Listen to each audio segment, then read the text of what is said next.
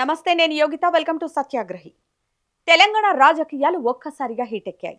అధికారంలోకి వచ్చిన కొద్ది నెలల్లోనే కాంగ్రెస్ ప్రభుత్వానికి ఊపిరి స్థలపనివ్వకుండా చేస్తోంది ప్రధాన ప్రతిపక్షం బీఆర్ఎస్.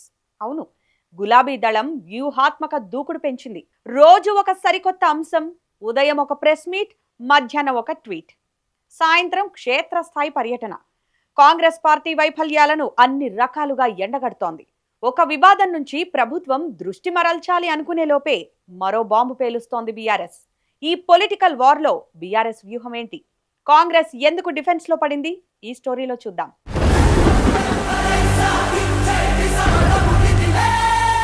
బీఆర్ఎస్ అధినేత కేసీఆర్ ప్రత్యక్షంగా మీడియా ముందుకు రాకపోయినా తెర వెనక ఉండి గులాబీ శ్రేణులను నడిపిస్తున్నారు.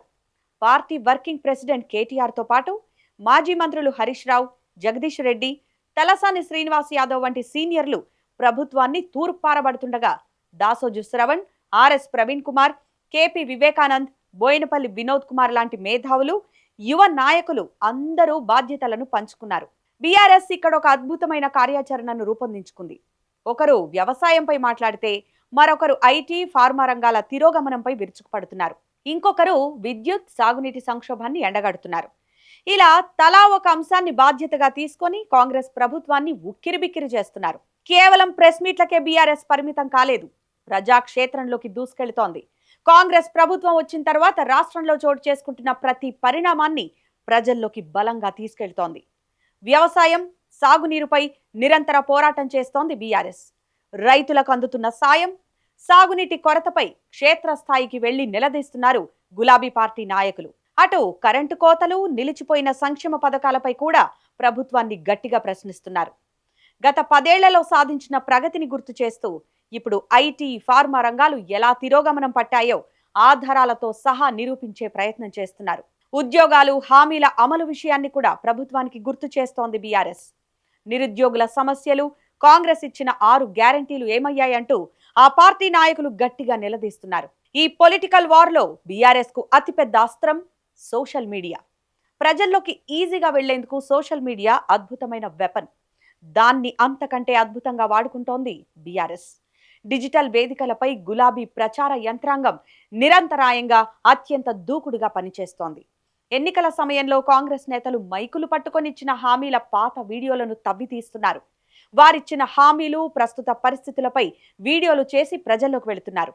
నాడు కాంగ్రెస్ ఇచ్చిన హామీల వీడియోలను నేటి పరిస్థితులకు లింక్ చేస్తూ చిన్న చిన్న క్లిప్పులు, ఆకర్షణీయమైన గ్రాఫిక్స్ రూపంలో వైరల్ చేస్తున్నారు.